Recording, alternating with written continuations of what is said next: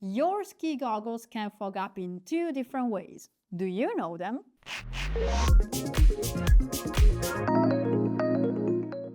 Ski goggles try to prevent fogging in a variety of ways.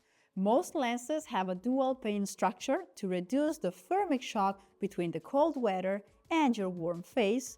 Plus, they have a hydrophilic anti-fog inner coating on the inner side of the inner lens. So the fogging can be of two different kinds. The first kind is on the inner side of the inner lens, and that is the fog that you can touch.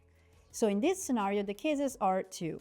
Either your anti-fog is ruined, or the conditions are so harsh that your anti-fog has reached the limit of its function. To avoid this, you can choose goggles that have a high moisture-absorbing capability, so are really performing anti-fog, and maintain them correctly.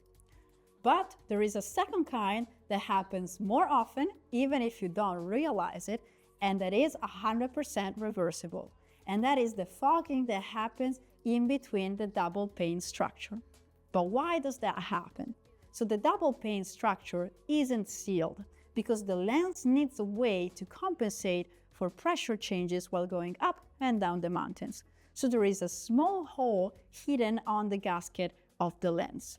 This hole is really small and is usually protected by the frame, so humidity doesn't easily get into it.